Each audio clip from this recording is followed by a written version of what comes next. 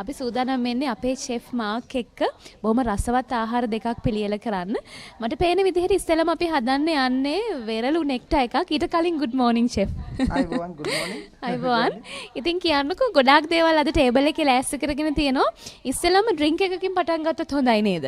ඔව් අද drink එක මම හදන්න යන්නේ වෙරළු වලින්. වෙරළු වලින්. ජයනි දන්නවනේ ඉතින් වෙරළු වලින් සින්දුත් ලියුණ රටේ. ඉතින් අපි වෙරළු වලින් නෙක්ටා එකක් හදන්න කියලා තමයි යන්නේ. ඉතින් මම ඒකට පාවිච්චි කරනවා පැණි දොඩම්. හරි. මේ තියෙන්නේ ඊට අමතරව වතුර ඊට අමතරව කිතුල් පැණි පොඩි ස්වල්පයක්. මේ තියෙන්නේ මම වෙරළු පොඩියට කපාගෙන සාමාන්‍යයෙන් හොඳට ඉදුණු වෙරළුනේ මේ තියෙන්නේ. ඔව්. ඉදිලා සාමාන්‍යයෙන් අමුවට වගේ තිබුණත් කමක් නැහැ ඉතින්.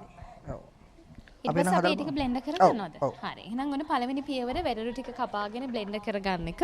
අපි බලමු කොහොමද අපේ වෙරළු නෙක්ටා එක හැදෙන්නේ කියලා. මං හිතන්නේ අපේ ආරාධ්‍ය තමුත්තා දායරත්න රටගෙදර එනොත් කැමති වෙයි. මොකද නිර්මාණකරණයේ යෙදෙනකොට විවිධ පළාත් වලට යනකොට විවිධ අය ආශ්‍රය කරනකොට එක එක විදිහේ ආහාර රස විඳිනත් අවස්ථාව ලැබෙන නිසා ඔහුට මේ ආහාර කලාව ගැන විවිධ අත්දැකීම් ඇති.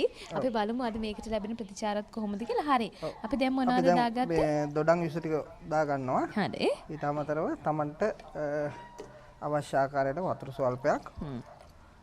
මේක ටිකක් සාමාන්‍ය වෙරළු කිව්වහම ඇඹුල් රසක්නේ තියෙන්නේ ටිකක් වැඩිපුර. ඒ නිසා තමයි මම මේ කිතුල් පැණි ටිකක් එකතු කරන්න යන්නේ. ඒක පැණි රස ගතිය ටිකක් වැඩිපුර ඉස්මතු කරන්න ඕනේ ඩ්‍රින්ක් එකක්ද? කැමති නම් නේද? බලාපොරොත්තු වෙන්නේ නිකන් මද ප්‍රමාණයට.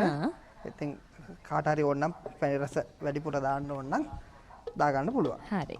එහෙනම් අපි මේ ටික එකතු කරගෙන බ්ලෙන්ඩ් කරගන්නයි හදන්නේ.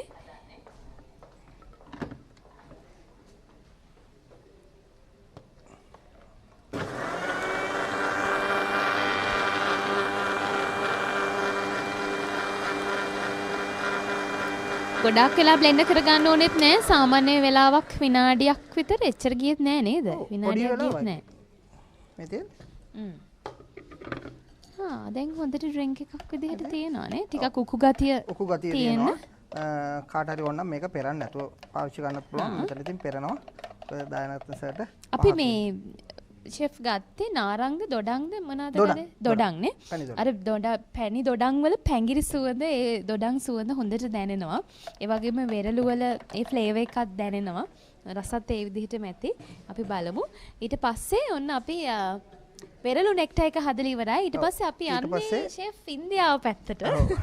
අපි මෙතන මැදිරියේ ඉඳලා කෙලින්ම ඉන්දියාවට යනවා. අපි කචෝඩිද හදන්නේ. ඔව් අපි කචෝඩි එකක් හදන්නේ. නමත් හරි විශේෂයි. මම අද තමයි ඇහුවේ මේක ඉන්දියාවට විශේෂ කෑමක්ද නැත්නම් ලෝකේ රටවල් වල දකින්න කෑමක්ද? මේක ඉන්දියාව, පාකිස්තානය, නේපාලය, එතකොට බංග්ලාදේශය වැනි රටවල් වලත් මේක පාවිච්චි කරනවා. මේක නිකන් ස්නැක් එකක්. අපි බලමු ඒක හදන විදිය කොහොමද කියලා. ඔන්න මේ නම අහපු පමණින්ම මං හිතනවා දායරත්න රට ගෙදර යන අනිවාර්යයෙන්ම කැමති ඇති කචෝඩි කන්න. කතා කරා ඊයේ කතා කරලා ඉවරලා තමයි. කොහොමද කැමැත්ත කිව්වේ මේ වගේ වර කැමතියි කිව්වද? දායරත් සර් කිව්වා ඉතින් ඔයා හදනවා නම් ඕන දෙයක් කරනවා කියලා නේද? හරි අපි ඉන්ග්‍රීඩියන්ට්ස් එක ඉස්සෙල්ලා මතක් කරලිමුද ෂෙෆ් මොනවද ඕන කරන්න කියලා? ඒකට අපි පාවිච්චි කරනවා පොඩියට කපපත කුකුල් මස්. චිකන් බ්‍රෙස්ට් එකෙන් දාන්න තියෙන්නේ. මම බ්‍රෙස්ට් එක ගත්තේ. තමන්ට ලේසි වෙන්න. ඊට අමතරව පාවිච්චි කරනවා ගෙදර දොරේ තියෙන ඉඟුරු, සුදුළු උණු, ඊට පස්සේ තක්කාලි ටිකක්, ඊට පස්සේ කරපිංචා පොඩියට කපා ගත්තා. මම මේක පාවිච්චි කරන්නේ නැහැ. අර අපි ගෙදර දොරේ පාවිච්චි කරන අබ සූදුරු අනිත් ඒවා මම ඒකට පාවිච්චි කරනවා 3-5 මිරිස් කුඩු, ඊට පස්සේ කෑලි මිරිස් කහ, ඊට පස්සේ මේ බ්ලැක් පෙපර් පවුඩර්. අර තඹ ගත්ත මොනවද බත්තලද අල වර්ගයක්ද තියෙන්නේ? ඒ ටික මම පෙන්නන්නම්. ඒ ටිකත් පාවිච්චි කරනකොට මම ඒකට යොදා ගන්නවා පොඩියට තඹා ගත්ත බතල ස්වල්පයක්. මේකට බතල විශේෂයෙන්ම යොදා ගන්නවද ෂෙෆ්? මොකද මේක අපි හදන්නේ පොඩි ඩෝ එකකින්. මම ඒ ඩෝ එකත් හදන විදිය කියලා දෙන්නම්. ඉතින් අපි මේක පටන් ගමු. මොකද අර ඒක අපේ මේ දියාර ගොතේ අඩු වෙන තමයි මේක කරන්නේ. ඊට පස්සේ මම මේකට පාවිච්චි කරනවා පොඩියට කපා ගත්ත හොඳයි නිවුස් බ්‍රේක් එකක් අරගෙන අපි ආපහු ආවේ අපේ මුළුතැන්ගේ පැත්තට. අපි කචෝඩි එක හදන්න ඔන්න මෙන්න තියෙදි තමයි අපි නතර කළේ. ඕන කරන දේවල් මතක් කරා. ෂෙෆ් එහෙමනම් කාල වේලාව හරි වටිනවනේ කෑමක රස බලන්න වගේම කෑම හදන්න.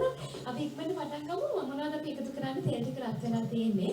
අපි මේකට ගෙදර දොරේ තියෙන සුදුළු වුණු සම්පේ ඔක්කොම එකට එකතු කරනවා. ඔක්කොම එකතු කරලා. හරි.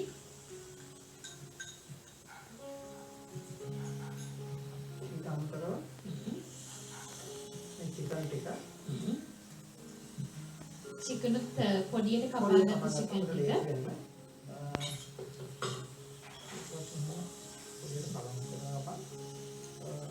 ඉතින් ගින්දර පොඩ්ඩක් මේ වෙලාවට අපි අඩු කරගන්නවා නේද? ඊට පස්සේ මිරිස්තු ඊට පස්සේ කැලිමිරිස් කහ සුවල්පය ඊට පස්සේ මේකේ කුළු බඩු වර්ග ගොඩාක් එකතු කරන්නේ නැහැ නේද? සාමාන්‍ය ප්‍රමාණයට. නැහැ කුළු බඩු. يعني ඊට පස්සේ මම මේකට එකතු කරනවා පොඩියට කපාගත්ත බෝන්චි ටිකක්. දැන් මේ දවස්වල හරියට වැස්ස මුළු ලංකාවටම වැස්ස පහුගිය ටිකේම වැස්ස. හැබැයි මේ දවස් දෙක තුනේ මේ පහුගිය දවස් දෙක තුනේ ඉඳලා වැස්ස හරියට හදට තියෙනවා. ඊට පස්සේ මේකට එකතු කරනවා මෂ්රූම්. දැන් මම කියන්නේ ෂෙෆ් මේක ඕන කෙනෙක්ට මේ අර සීතල මැකේනත් එක්ක සැරට හදා ගන්නත් පුළුවන් නේද? කුළු බඩු වර්ග එකතු කරගෙන මිරිස් කුඩු එහෙම ඔයගලගේ සාර යනුව එකතු කරගන්න පුළුවන්. අපි ලුණු එකතු කළා දැන්. ඊට පස්සේ අපේ බතල. සම්බාගත බතල පොඩ්ඩක් මොකද? බතල ටික පොඩි කරගන්න ඕනද ෂෙෆ් ගොඩක්? පොඩි කරගත්තා ලේසියි නේ. ඊට පස්සේ ගින්දර පොඩ්ඩක් අඩු කරගෙන හොඳ සුවඳක් එනවා. ඊට පස්සේ මම මේකට එකතු කරනවා චීස් චුට්ටක්. තමන්ට කැමති ඕන චීස් මොන වගේ චීස් වර්ගයක්ද? චෙඩර් චීස් මොසරෙල්ලා. චෙඩර් මොසරෙල්ලා පාමසාන් ඕන එකක් එකතු කරන්න පුළුවන්. හැබැයි මෙතන අර පාමසාන් එකතු කරාම මොකද ඒක ඉතාලි පැත්තට එන නිසා ඉතින් තමන්ට ඕන මේක යෝගට් පොඩ්ඩක් උනත් දාන්න පුළුවන් ගොඩාක්ම නේ. දැන් චීස් ටිකත් මේ රසෙත් එක්කම මෙල්ට් වෙලා තියෙන්නේ නේද ෂෙෆ්? ඔව් දැන් අපි මේකට මේක මස් ගෙඩිය තියලා ඔෆ් කරලා ගින්දරත් ඔෆ් කරලා අපි මේකට පොඩි ඩෝ එකක් හදා ගන්න ඕනේ. මම ඒක පෙන්නන හදා ගන්න විදිහ හරිය ලේසියි. කචෝඩි එකේ ඩෝ එක. ඒකට අපි පාවිච්චි කරන්නේ පිටි වතුරයි ලුණු. පාන් පිටි වතුරයි ලුණු. පාන් පිටි ඔව් ඒ විදිහ හරිය නිකන් මේක අපි රොටි හදා ගන්න ආකාරය. සාමාන්‍ය ඩෝ එකක් නේද? මේක මම සේවරි කරන්න ඕන නිසා මම මේකට එකතු කරා කහ පොඩ්ඩකුයි කැරිමිරිස් ටිකකුයි. එතකොට එහෙම හදාගත්ත ඩෝ එකක් තමයි පොඩියට මේ රොටි එකක් ආකාරයට මට පේනවා මම ප්‍රේක්ෂකයන්ට පේන්නත් එක්ක මම මෙතන පොඩ්ඩක් මේ මික්ස් කරගන්න ෂෙෆ් මෙන්න මේ අතට තියෙනවා මේ තියෙන්නේ අපි හදාගත්ත ඩෝ එක අපි ආපහු පිටිවල නැම්මනේ. ඔව් පිටි එක දාගත්තා. පිටි වල දාගත්තා. මේ තියෙන්නේ මේක තමන් රොටි හදන ආකාරයටම කරන්න පුළුවන්. මේක මේ ඉන්දියාවෙම සාමාන්‍යයෙන් ගොඩක් අය රොටි වල ඔෆ් කට් වලින් කරනවා නේද? ඉන්දියාවේ මේ හරි ප්‍රචලිත කෑමක් නේ රොටි වර්ග නේද? ඒක අපි රොටි එක ටිකක් තුනී වෙන්න හදා ගන්න ඕනේද ඝනකම වෙන්න ඕනේද? පොඩ්ඩක් තුනී වෙන්න හදා ගන්න ඕනේ. මොකද මේක අපි මේ බදිනවා. හදාගෙන මම පෙන්නන්න. ඊට පස්සේ මේකට විතර පොඩ්ඩක් ඕනේ මේක අලව ගන්න ඕනේ හන්දා. හරිද? ඊට පස්සේ මේ වගේ විතර පොඩ්ඩක් ගාලා. ඕකේ. හරි ලේසියි. ඒ ඇතුලේ ෂෙෆ් අපි මේ ටික ඔෆ් කර ගන්නවද? මේක තියනවද? ඔෆ් කරලා. ඔෆ් කරන්නේ නේද? ඔෆ් කරලා තියෙන්නේ. ඊට පස්සේ විදියට තමයි හදාගත්ත. අපිට බතල වෙනුවට අර්ථ අපල් හරි අලවර්ගයක් ඕන දෙයක් එකතු කරන්න පුළුවන් නේද? හරි ඕන නම් මම කොහොමද දාන්න පුළුවන්. ඉතින් පොඩි එකක්.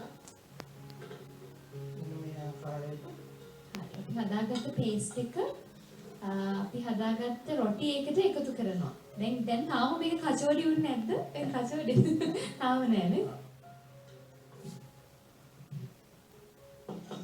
මේ ආකාරයට ඔන්නෝම කියලා. ඒකේ හැඩයකුත් තියෙනවද විශේෂයෙන්ම? මේ ආකාරයට ටිකක් මල්ලක් වගේ නේද? ඊට පස්සේ මේ උඩ කෑල්ල අපි කඩලා එක. නැත්නම් අපිට ඒක බෙද ගන්න අමාරු වෙනවා. ඒ නිසා මෙන්න මේ ආකාරයට. දැන් මම එහෙම හදාගත්ත ඩෝ එකක් අරගෙන ආවා. මම පෙන්නන්න තමයි කරන්නේ. මේ තියෙන අපි අර හදාගත්ත මිශ්‍රණය එකතු කරලා හදාගත්ත කචෝඩි ඔව් කචෝඩි මිශ්‍රණය. ඊට පස්සේ අපි මේක දැන් අපි ගැඹුරු තෙලේ බැද ගන්නයි හදන්නේ. තෙල් තාච්චිය තිබ්බා. තෙල් තාච්චිය රිපේ දෙනුත් මන් ටිකක් පිටිපස්සට. හරි අපි දැන් මේක ප්‍රමාණය කොච්චරද ෂෙෆ් බැද ගන්න ඕනේ රන්වන් පාට වෙනවද?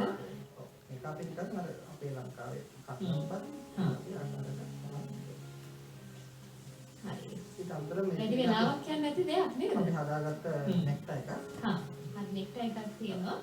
වෙරළු නෙක්ටා එක. අපි ඒකත් එක්ක කචෝඩි එකත් හදලා ඉවර කරලා තමයි රස බලන්න අරගෙන එන්නේ මැදිරියේ පැත්තට. දැන් ෂෙෆ් තෙල් ටික රත් වේගෙන එනවා තාම නේද?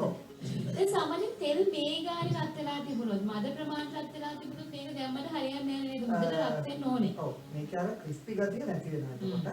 දැන් සමහර අය තෙල් තාච්චිය තියලා තප්පර කීපයක් ගියාට පස්සේ දානවනේ. ඒක මං හිතන්නේ වැරදි ක්‍රමයක් වෙන්න ඕනේ. තෙල් ටික ටිකක් රත් වේගෙන ආවට පස්සේ දාන එක තමයි හොඳ නේද? හරි. අපි පිටි ටිකක් උඩින් එකතු කරගෙන තියෙනවා ෂෙෆ්. ඔව් ඒතර ඇලවෙන්න ස්වභාවය නැති වෙන්න අපිට පුරවා ගන්න ලේසි වෙන්න තමයි මේක. මේක මේ ගෙදර දොරේ හදාගන්න ඕන.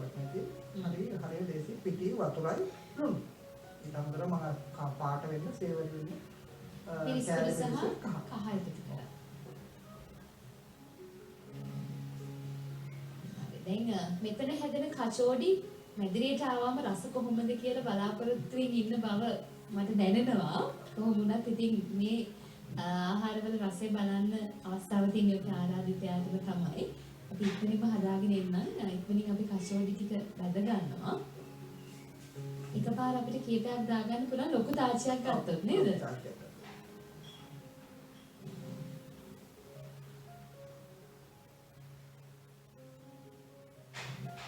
ඉතින් අර කෑම පාලනය නැහැ. ඒක ඉවරයි. අපේ අතුලාන්සිට මහත්තයා. හොඳයි. අපි රස බලලා අදහසක් ගමුද? චෙෆ්ට පොඩ්ඩක් කියමු රස බලලා කොහොමද කියලා. ඉතින් රස